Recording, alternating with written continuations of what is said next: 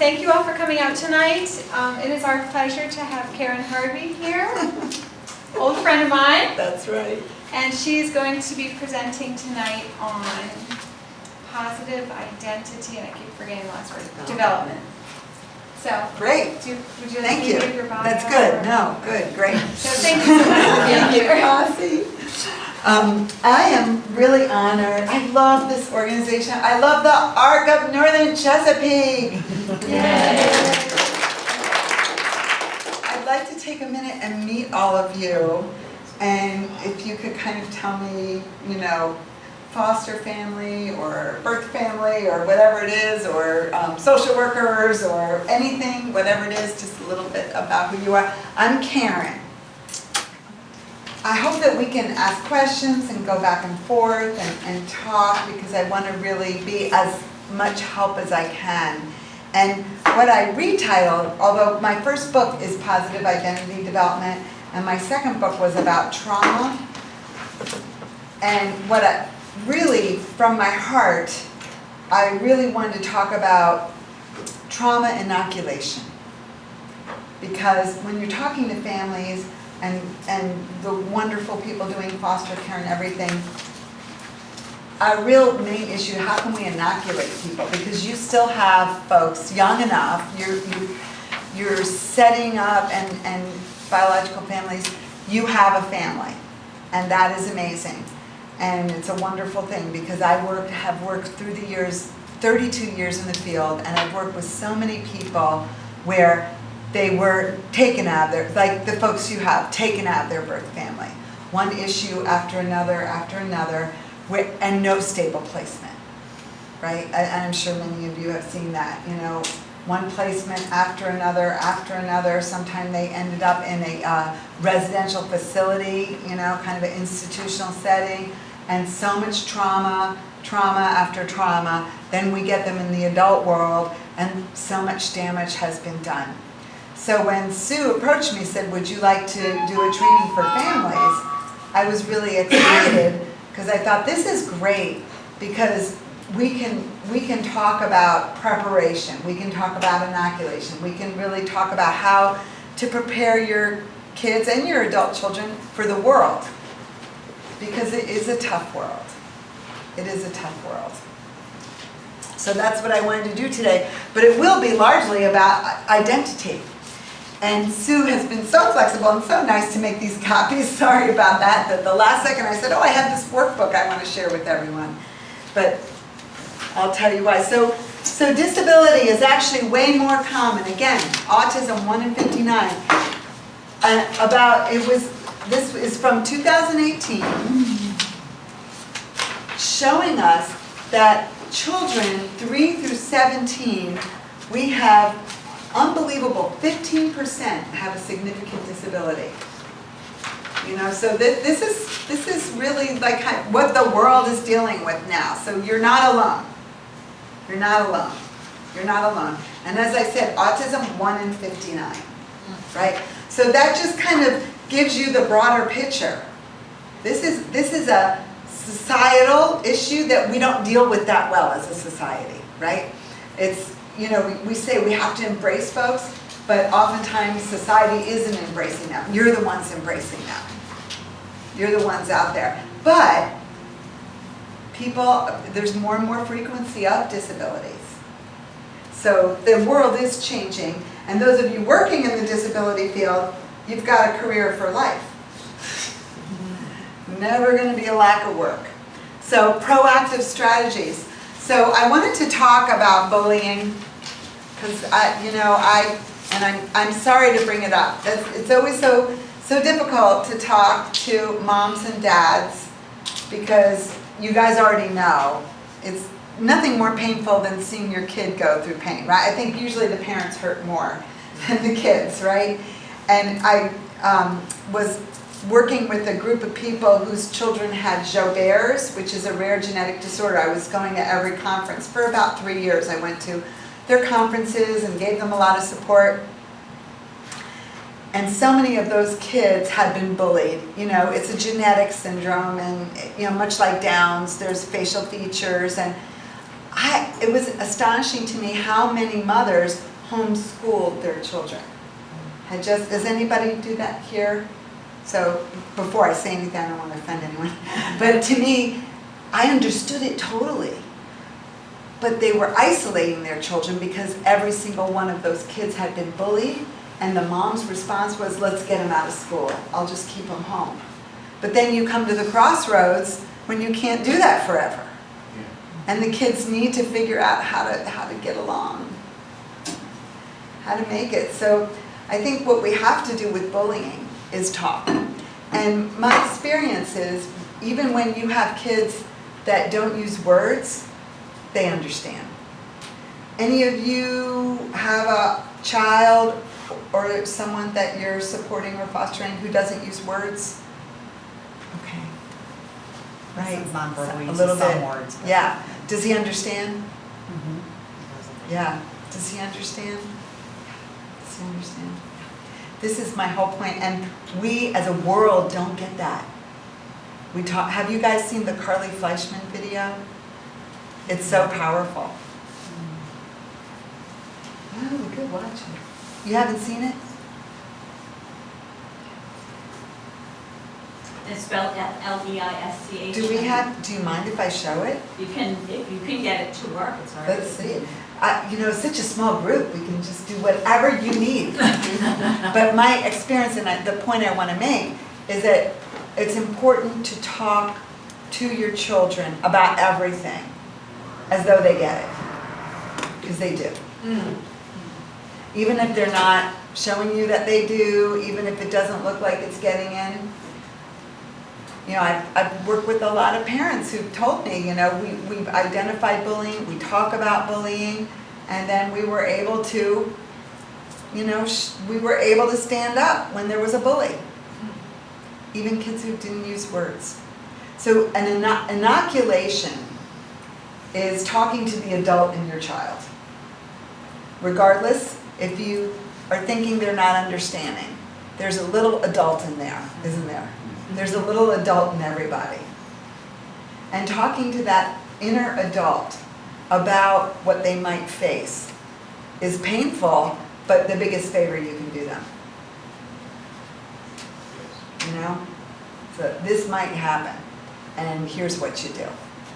You let me know, here's how we can point it out, here's how you find a way for that person to communicate. And you talk to them like they understand. Because there's a lot in there. They always assume intelligence. We just don't know how to measure it. Doesn't mean it's not there. Some of the most brilliant people I've known didn't use words. So because you're telling me this, we'll see. You can pause. We'll see if we can pull this up. So I have a friend that I work with who's really terrific. Her name is Nora Baladarian, and we've been doing a series of trainings for therapists because she does therapy with folks with disabilities, and what we're really determined to do is get more therapists to work with our folks. I think mental health, like you mentioned mental health, right? Mental health is so important, and yet it is so hard to get therapists to work with our guys, right? So that's hard, but we're really fighting. But I like talking about her and the work she's done because she's done amazing work with victims of sexual abuse. She runs the Spectrum Institute, and she's a psychologist. And what she's done is she has a series of workbooks, and they're called risk reduction. So she was one of the few psychologists in California years ago who was doing therapy with folks with disabilities, right? And she was encountering one situation after another of sexual abuse. And that's just a harsh reality, as though folks have a target on their back. It's a tough reality. And so she came up with a risk reduction workbook that she does with families. But what I got from that, and I learned so much from her, but what I really learned is the core of it is getting the dialogue. Talking to your kids, and it's not about stranger danger, because the reality of sexual abuse is that it's more often than not someone you know. Someone the kid knows, a neighbor, someone in the church. So talking to your child about when someone touches you in places that you don't want to be touched and they tell you a reason for it, it's not okay. It's not a good reason. When someone you know wants you to come over to their house and they haven't talked to you. And again, it doesn't matter if people use words. You tell them. You tell them. And the work she did got these dialogues going. And people would come back to her and say, oh my gosh, my daughter told me when the job coach was starting to touch her, and we were able to nip it in the bud. And we were able to get her out of this situation. And we were, or, pointing. Even you point and show me when people touch you, point and show me. So that again, trauma inoculation, right? To talk, explain, even if you're not thinking it's all going in, but to put it out there. Because it's so much better to know than to not know, right? For them. So I worked I worked in Texas for a while. I had and I was with 2 other women, and the 3 of us were doing a series of trainings. And the first week I was talking a lot about sexual abuse and sharing statistics, and it's tough. And both of those women had kids with disabilities, and they had just felt like because we know so much, they're going to be okay. And both of those kids ended up being abused. One was molested, and the other one was non-consensual sex. So they kind of got, in high school, this was in high school, for both of them, and they were women who knew a lot, but weren't talking. So I think it's so important, and I've learned from Nora, where there is dialogue, it doesn't matter if you don't think people understand, it gets in.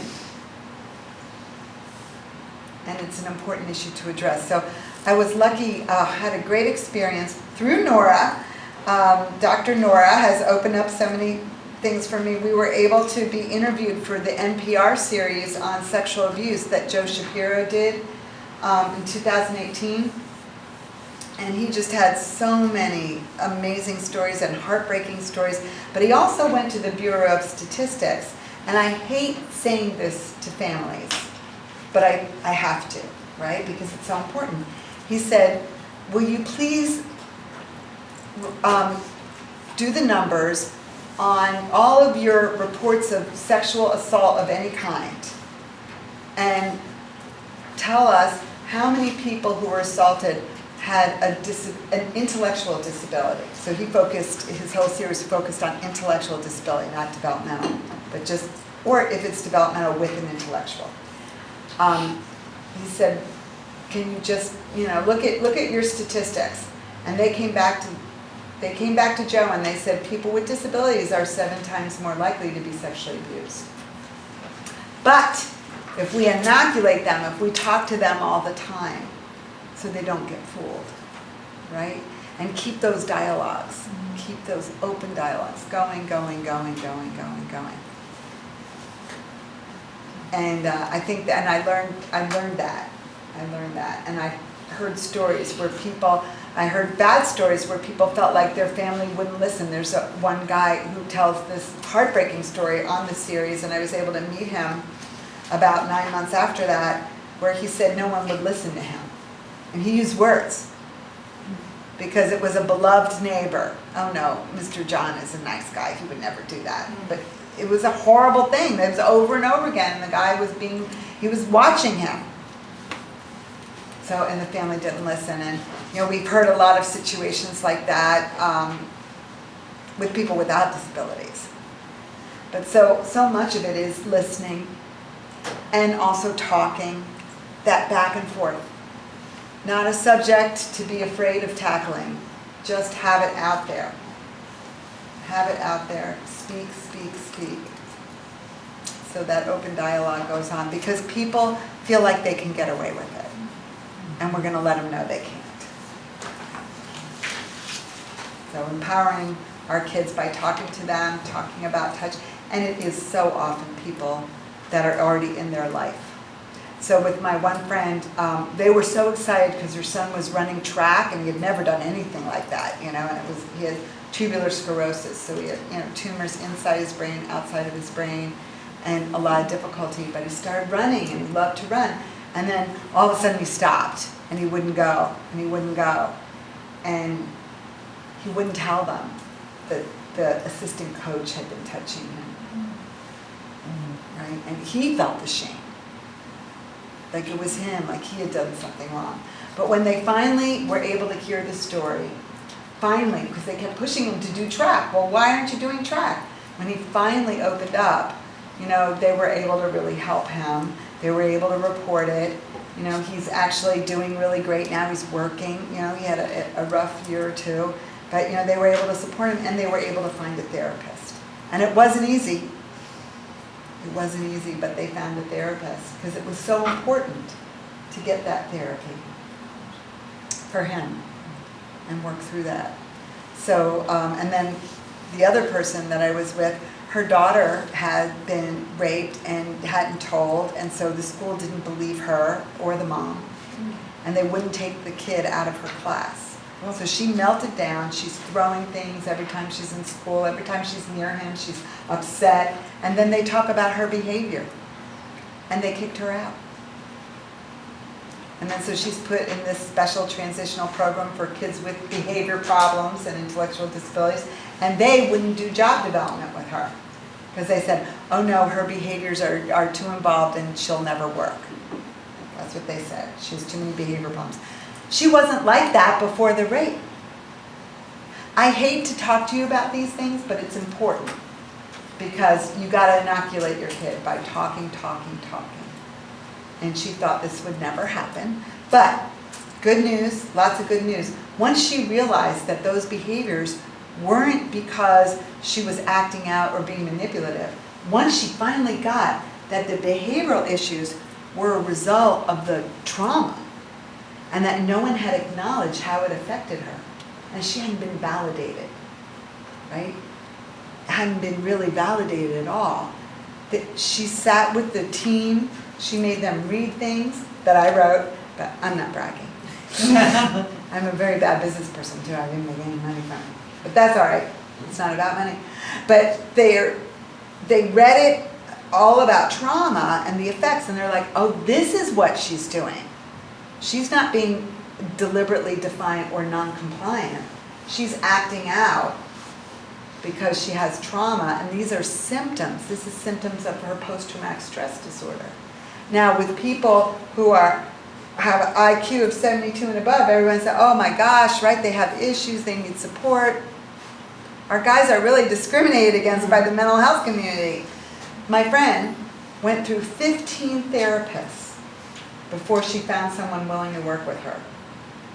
But the therapist made all the difference. The therapist made all the difference. And I am happy to tell you that she is now working at Facebook. Yeah. So what they did with the program is she just fought with them and said, this is not because she can't work.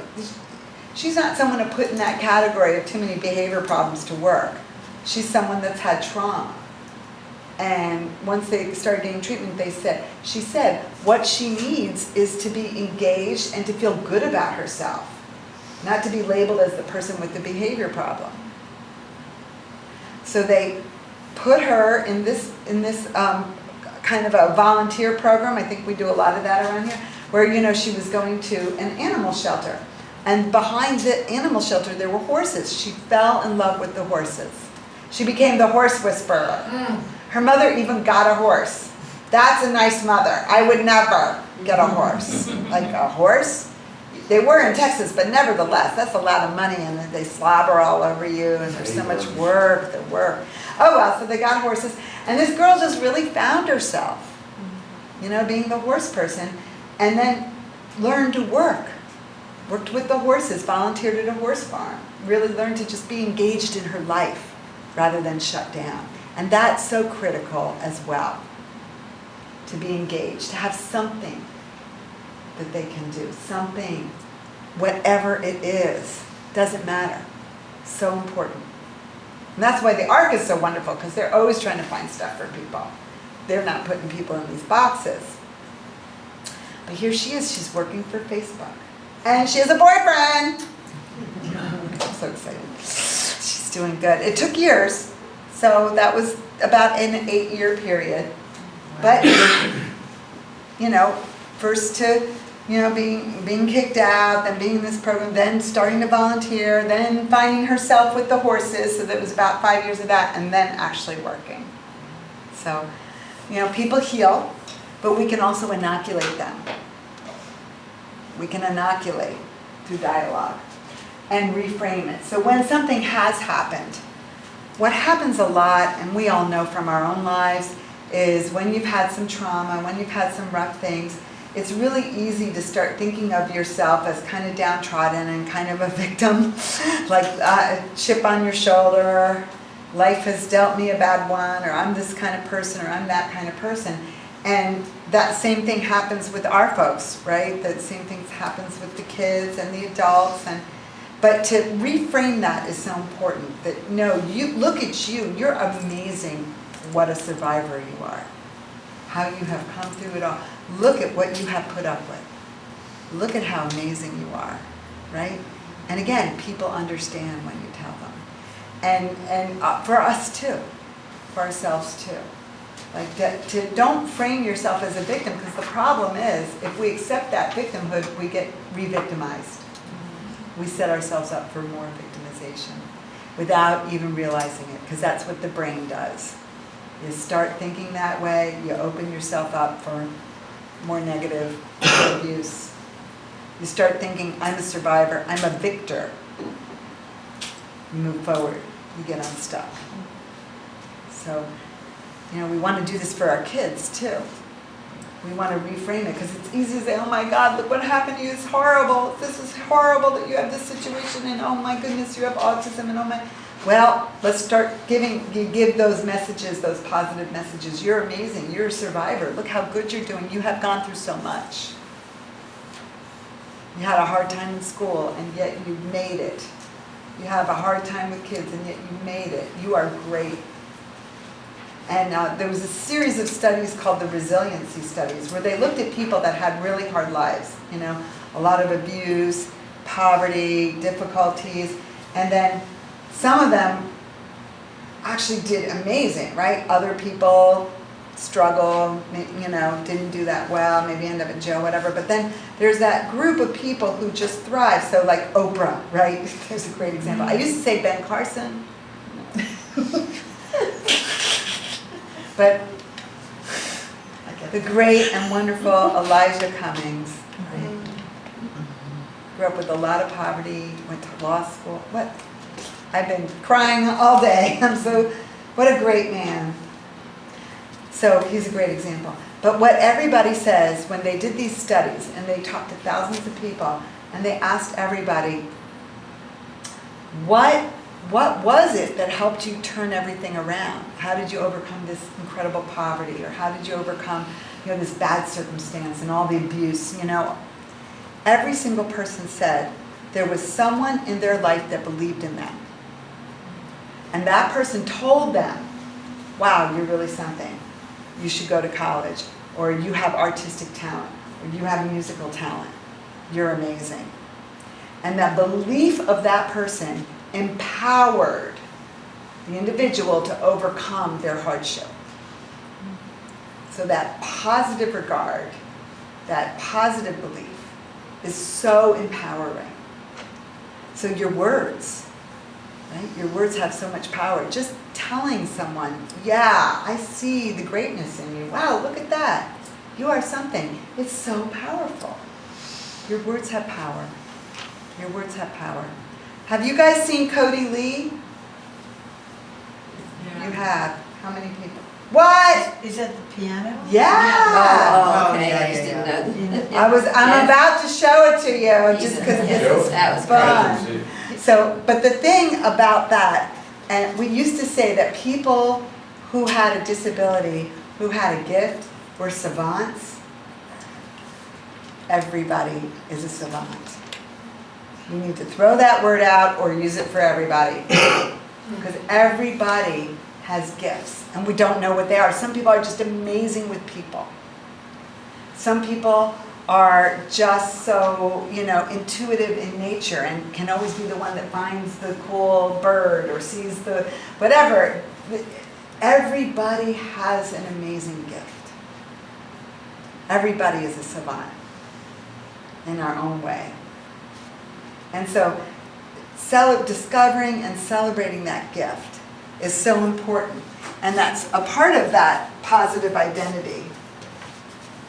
So those resiliency studies, it's not always a mom's, and interesting enough, with the resiliency studies, as I was telling you, that person that believed in you is often not a parent, or it could be a foster parent, it could be a teacher, it could be just anyone that says to you, you are something. Wow, look at you. And something, inside of you is ignited. If you think about people in your life, someone that said, wait a minute, you are something, you can do this, what a difference that person made. So everybody needs that. And unfortunately, what we often do with people with disabilities is we believe that we have to focus on their behavior. And we end up talking to them about what they're doing wrong, which actually makes things worse. But when we talk to them about who they are and what's right about them, what's wonderful about them, and we start to celebrate successes, not reward them, celebrate them, you see a shift. So celebrating, hey, you didn't put a hole in the wall for 6 months. Let's have a party. You got to lower your standards a little. But celebrating. So celebrating is a really critical thing to form that sense of identity. And the 3 elements of identity, inoculation, helping people, of trauma inoculation, sorry. Big piece of that is feeling that you are someone. Unfortunately, what has happened to many folks that I've worked with is that we, in this world, in this field, people like me, talk to them so much about their behavior that became their identity. Oh, I'm someone who hits. I'm someone who puts holes in the wall. I'm bad. So that, if you ask your friends, how are you doing? How many of them say, I've been good today? Right? They don't say that. One time all my friends and we all went on a diet, so we would say it, or I've been bad today. But no, usually that's not what people say. They tell you how they're feeling or what they've been going through or what's going on with them internally. But a lot of the folks that I've supported throughout the many years, when I say, how are you today? They say, I've been good today, or I was bad on Tuesday. And they report about their behavior as though that's who they are. And to me, that's a really destructive thing. And we need to make a shift. We need to change things so that people can have a sense of who they are, how they feel, what they can do in the world, so beyond their behavior. Because we all have issues. And have you ever had a boss that didn't like you? I had this one boss, oh my God, he would say, you have a PH.D.? He was so insulting. And I would just turn into a complete babbling idiot around him. I'd be like, I forgot what I was going to say. I have a question. I don't know what it is. I would be so dumb. I would act like a fool. Because I just kind of felt him thinking I was one and turned into one. Now I had this other boss years ago, before I even got my degree, who used to say to me, you are so smart. And I would say, I know how we can reorganize, save money, and help the individuals. Like I would have genius ideas every time I saw her. Because I knew she thought I was smart, and I would just kind of feel smart. You know what I'm saying? So if we're constantly talking to people about what they're doing wrong, we're going to see that. We're going to identify them as that. But we've got to talk to them about who they are. Praise their character. Build up. You're a good man. You're a good guy. You're a wonderful singer. You're nice to animals. Whatever it is, to take those things that are strengths and build and build and build and build. And then people can get past that, I'm a bad person. Are you taking patient? I'm not. Am I taking patients? Aww. Maybe I feel like I should. Maybe I could visit. I do see some people, but I'm kind of overloaded. Thank you, though. But doesn't some of that need to also change in the school systems? Because we are so red, green, whatnot focused that your identity becomes that color. I believe that. I'm one of the lone voices out in the wilderness. But what we can do is do it differently at home. Honestly, I think that's a big thing. One thing good is that people aren't in school forever. But you can also be talking at home like, I know you're a good person. We know you're a good person. We know who you are. Yeah, that's how school is. But we know that you're a good person. We know how hard you try. We know that you want to do your best. But honestly, that's one of my battles. It's hard. Even just saying one positive thing. Absolutely. Just one positive thing a day. Absolutely. Just saying one positive thing a day gets in there. You know, it gets in there. So we see with staff, like I've worked in this field for many years, and I know staff, you could have somebody working with the staff and that person will not do well, and you can pretty much guarantee it. Oh, if they're going to go with Joe, they're going to struggle. Because Joe's saying, why'd you do that? What are you doing now? And he's saying it quietly so no one realizes it, but he's putting him down. But then, I've seen so many wonderful staff where you can put someone who's completely off the hook with them, and the person calms down. And the person's like, okay, because that staff's saying, you know what, you're cool. You're a good guy. I like you. They're giving them that positive sense of self. They're giving them that positive regard. And that's the other thing you can fight for is I want someone who's going to be doing that. You know, because that's a big piece. And that you do have that in the school. There are some wonderful people in school that are see beyond the behavior, that see, you know, and those are the people you want your kids to be with, of course, because they get it intuitively. Even though, yeah, there's a level system or there's a point system or whatever, and they're supposed to be doing this, this, and this, they're doing it from their heart, and your kid will respond to that.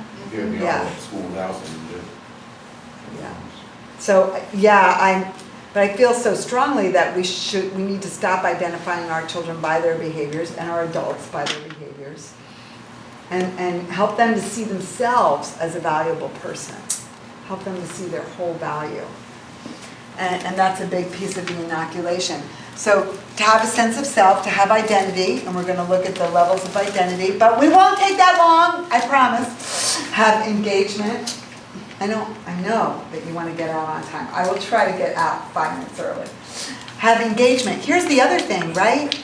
So many of our guys are so bored because they're smart. And people don't get how smart they are. That's another battle, right? So to be engaged is so critical. I've been going a lot of different places in the country in the last year or 2 or 5, and many places are shutting down day programs with adults, saying, okay, we're not going to do this anymore, but then they're not doing something instead. They're saying, well, we're job developing, but that kid is sitting home, and that's when people tank. It's not going to happen to you, don't worry. But that's when, because we're here with the ARC, and they're great. But people, when they're not engaged, that's the worst. So we have to find ways to get, and people are smart when they're also under-engaged. That's a giant difficulty as well. And then finally, purpose, or a sense of meaning. You're the one that calls grandma. You're the only one that will talk to grandma. Everybody else has forgotten about grandma. I have a friend, she has a son with Fragile X, and she has nieces and nephews who all went to Ivy League schools. They're all like superstars, and yet her son with Fragile X is the only one that calls her mother. The only one that visits the mother. The only one, because he is a wonderful person. And so rather than saying, yeah, it's because you don't have a life, she's like, you're the best of all of them, and we're so proud of you. And she's so proud. And then grandma's so, happy because everybody else has forgotten about her. Any kind of purpose, any kind of meaning is really critical. So You know, identity can be divided into community identity, family identity, and, you know, self-identity. So community identity, I think, is really important if you think about all of us, right? So spiritual identity. So there's a movement lately, there's a wonderful organization within AAIDD where there's the spiritual branch where they're really promoting for religions to embrace people with disabilities and not just have your special Sunday school for your special needs, but what can we do to embrace people, help people feel included on every level in every way. Because the spiritual community is important. I think that's a big piece. Every aspect of community. Where can we find community? A bowling league. Where can we find a way that this person feels they're a part of the world? Right? Because it's a horrible feeling to feel not a part of the world. So what can we do to find that community engagement so that my identity is I am part of the community? Andrew Solomon wrote a really interesting book called Far from the Tree, and he talks about identity and community identity as also having identity with other people with disabilities, like having a community. And he talked about like a lot of folks, there's associations of folks with Down syndrome, there's you know groups, different groups where it's okay, you know, finding your community in that way, finding community every way that you can. It was the author? Andrew Solomon, and it's Far from the Tree. And it has different sections on different disabilities. He talks about the fact, he says you have vertical identity, your family identity, which I'll talk about next, but then you have horizontal identity. If you think about your own life, right, you have your family identity, but then like you found your friends, you found your people, you found a church you like, or a Buddhist group, that's what I do. You know, you found whatever is your thing and your connection, and you have your community identity, and everybody needs that. So he talks about that's your horizontal identity. So he talks about people who are deaf. He said they have such a strong culture of deaf people. Talks about folks with Down syndrome who there's some really tight organizations, right? And some people say, well, that's segregated. But no, they choose it. And this is what folks feel comfortable with and want when they can and when they choose it. So he said we have to look broadly at identity. People need that community and a community identity. Family identity, really important. Thank goodness you're all here. Thank goodness you want to be here.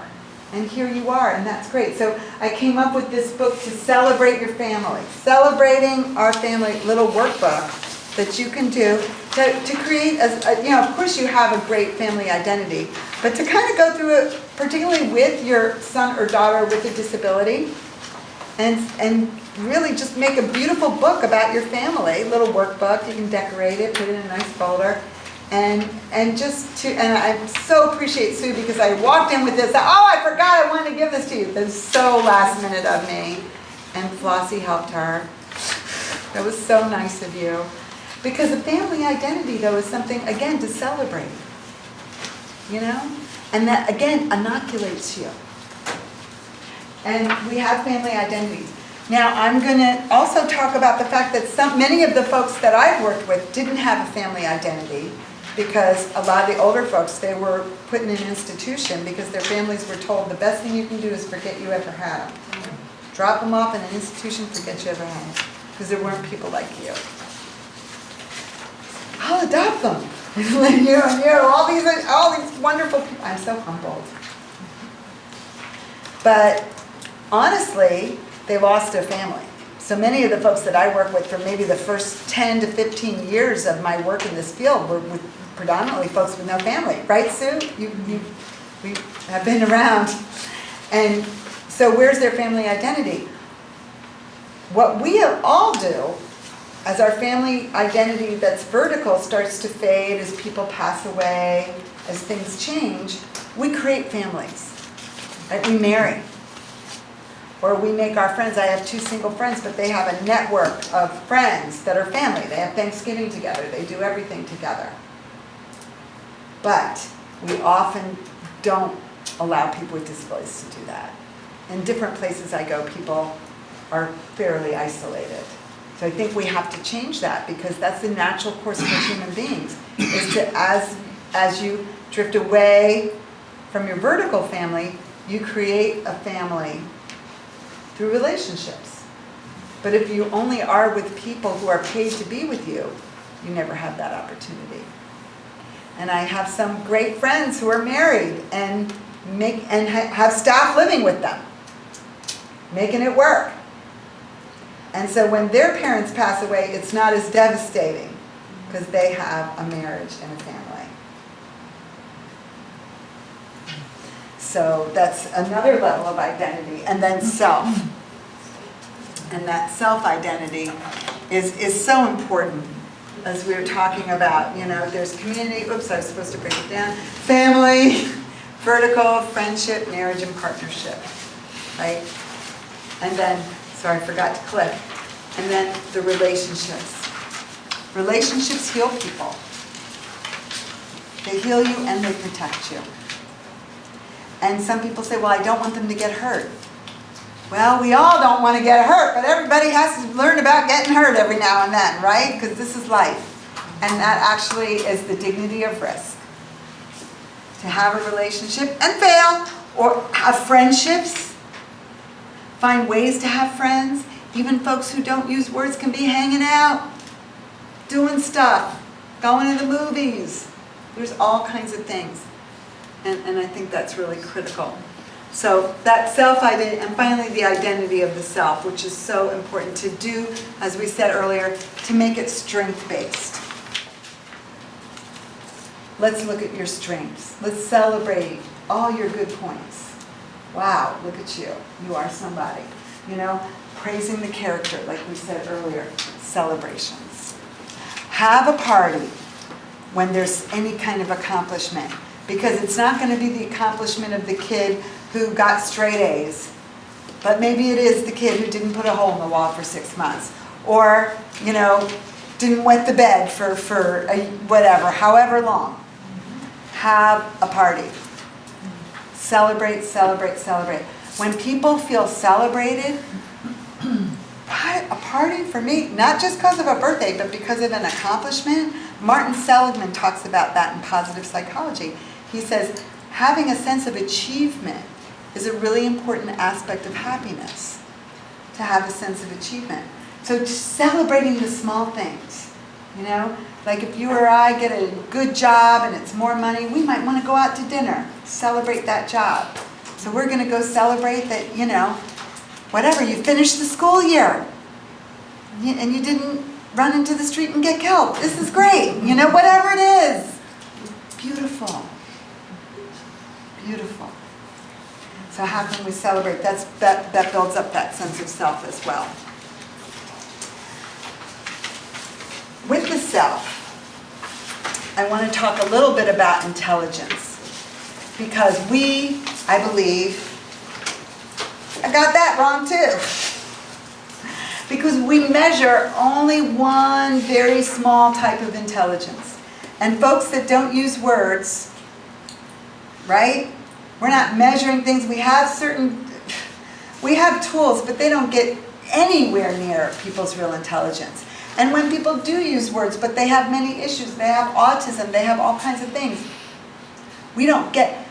Howard Gardner is a psychologist who says that intelligence is really very, very broad. People are smart in 100 different ways. And what we have to do is just expect intelligence, assume intelligence, and just, praise it because it's there. Because people are smart in all different types of ways. So I used to have a slide of Howard Gardner and 7 levels of intelligence, 7 types, not levels. They're not, they're all different types, so it's more like a circle. And then I had to get rid of that because he said there were 8. And then I had to get rid of that because there were 9. So I'm having a hard time keeping up. I think he probably even has more than I have here. But say, artistic, internal, people who are really understand themselves, people who can connect with others. I went through a period, I'll never forget, my weird things happened in my life, and my father died in a very weird way, very suddenly, and my friends, my husband, they were really great for about 2 weeks, and then they're like, you're over it now, right? So, but it was a hard time for me, and when you get through a hard time and things are odd, you can't quite get your bearings. The people who got me were the folks I was working with intellectual disabilities. They got me, they were constantly hugging me, they were telling me everything was going to be okay, and didn't even know what I was going through. Emotional intelligence, intuition, kindness, caring, a way of sensing. This is intelligence. And I got more support from them. I mean, yeah, I'm not saying anything bad about my husband. He's a really good guy. He's a scientist. He doesn't get, everything, but he's a great guy.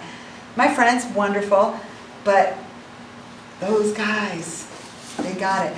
And I have another friend, and he had a hard life, and he's in the disabilities field for life because his mother hung herself when he was 4. And he didn't know until a neighbor told him when he was 21. He thought she died of cancer. She got the diagnosis of cancer, freaked out, and hung herself. Then he was 11, and his father drank himself to death. And when he was 11, his father died, and he just started drinking horribly. Then he went with his aunt and uncle, and both his aunt and uncle died. I mean, how horrible a life, Wow. right? He's such a nice guy, too. So when I met him, he had a big shot job, but it was a lot for him. But he wanted to stay in the disability world, even though he was kind of out of his... It wasn't the right job for him. And I was encouraging him, you have these administrative skills, you should go somewhere else, you should do something else. He said, no, you don't understand. He's older. Years ago, he worked in the institution when his aunt and uncle died. He said, my family were those people. They took care of me in a way no one ever had. The people he worked with loved him, supported him, nurtured him, like he was their son. And he's like, I will never leave this field because I know who my family is. It's like, oh. Intelligence. And yet they're in these terrible situations. There they were in an institution or somewhere else. But true intelligence, getting who this person was and what he needed, this young 21-year-old who had nobody, taking care of him when he was supposedly taking care of them. Right? The beauty of the courage, insight, beauty. Oh, you're my family too.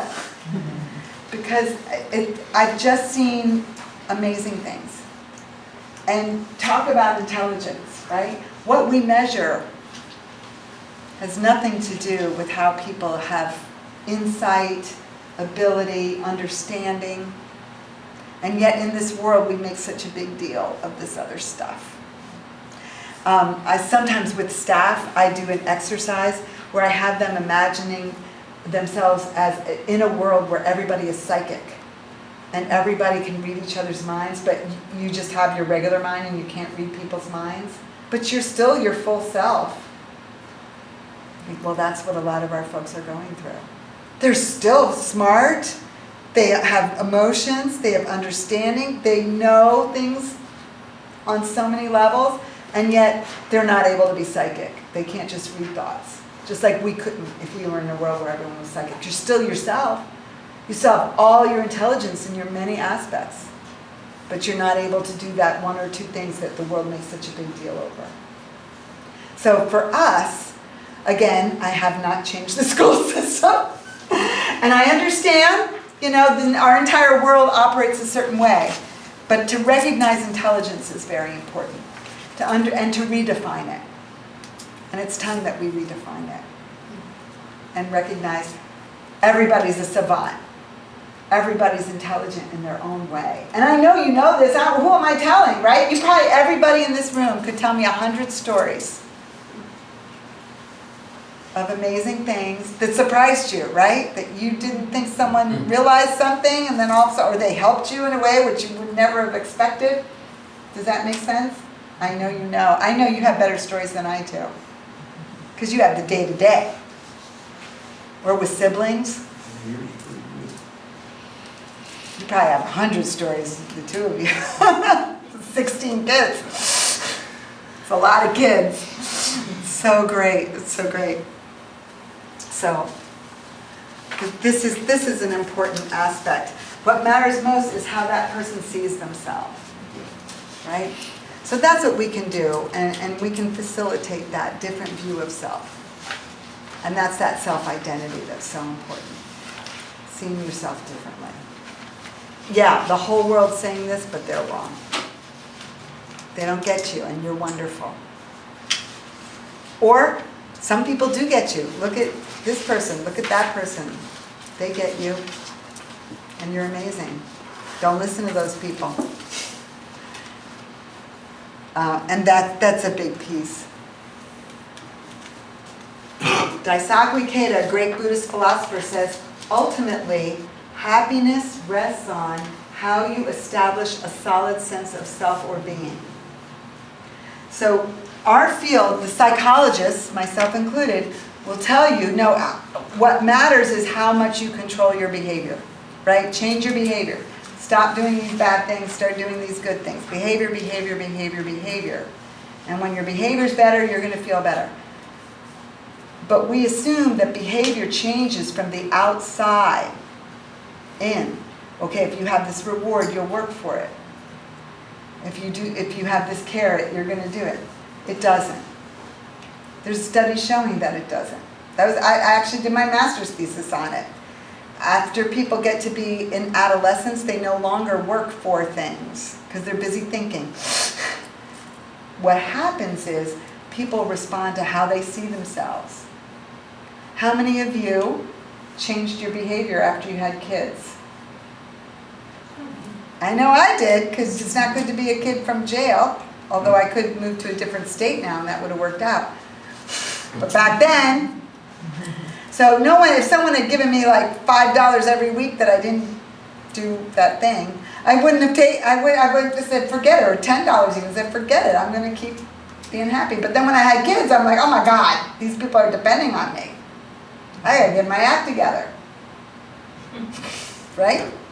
Because we had a role, a sense of self. Oh no, now I'm a mother. I have to act differently. Same thing at work. I used to swear a lot. I really enjoy swearing. For emphasis, And I was at this one job where we all swore. It was so fun. We'd say, what the F, blah, blah, blah, go on and on. So then I came to the Arc of Baltimore. The Arcs are really nice, and all the people are really nice there. And so I'm like swearing away, and everyone just looks at me. And I was like, oh, you guys don't talk like that here. And no one said to me, well, you're going to get in trouble if you do it, or you're going to get praised for not doing it. There was no external. I had a role. I was an Arc of Baltimore employee. Oh, you got to act like a nice person. So with the roles, with our identity, that's when our behavior changes. And people with disabilities are no different. We're all the same. IQ is a very small part of being a human being. We're all just human. And if we have a sense of who we are, that's why we change. We change from the inside out. So what helps the most in behavior and changing behavior and helping people to move forward is having that sense of identity and self. So we talked about the community identity, the family identity, but the self-identity is the most important. Who am I? And sadly, many of our folks have gotten the message, of what you're not. Okay, you're not the kid that's going to college, and you're not this, and you're not that, and school has told you you're the one with the red card, or whatever. No, what you are is what's important. And that's the shift we need to make. Here's who you are, and you are amazing. You are someone special. And not special, but someone who really is incredible. You have so much to give. And the more we say that, the more we give that message in a deliberate way, the more folks respond to it. Just like we respond to it, right? Just like when you have a boss that you know likes you and thinks you're really something, you do so much better. It's hard to sustain that, but you do your best because, wow, that person believes in me, and you respond to that. When you have a friend that really likes you, that's the person you want to be with. When you have a friend that's always telling you everything you did wrong, you start coming up with excuses so you don't have to hang out with them, right? Who wants to hear it? I had a friend like that. I don't see her anymore. I got tired of her. I like my friends who like me, tell me what's good about me, tell me something good. I'll tell you something good. Works out much better. So, that sense of self or being is everything. Then engagement and mastery. So I'm going to show you one more video, so I don't want to talk too much. And what a nice person does is let people out early. So that is always my goal.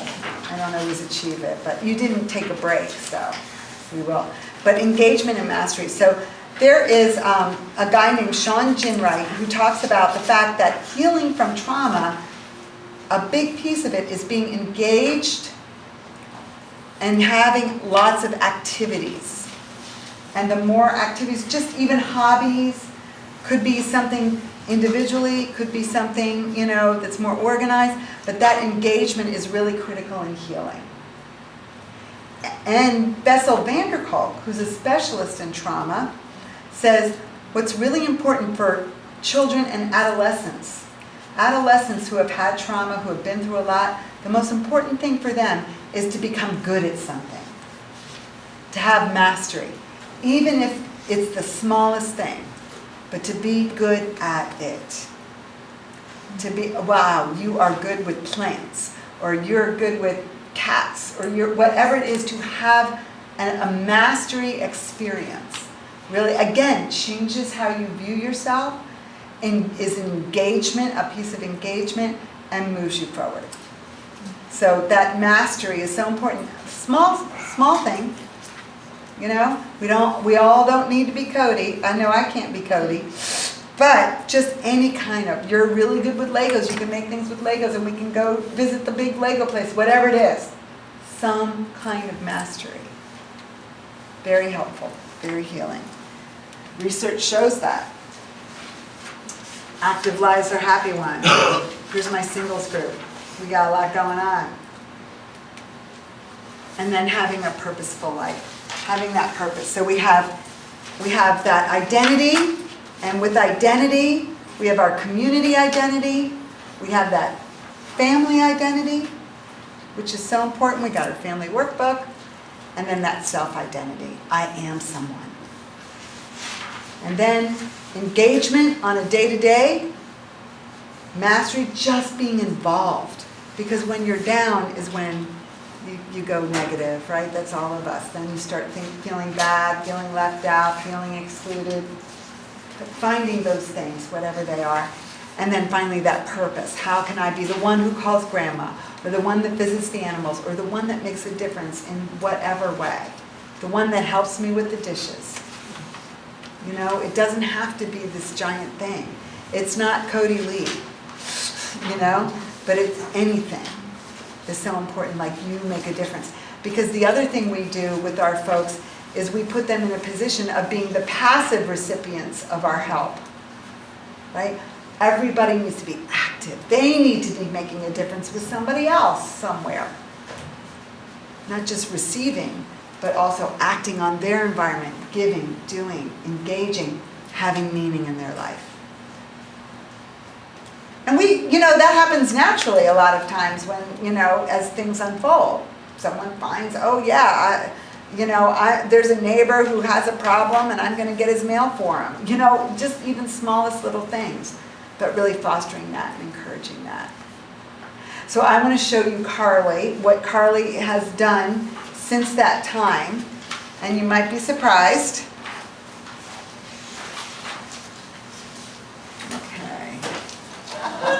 Thank you so much for what you do, for who you are. It's very humbling for me. Thank you. Thank you so much. Thank you.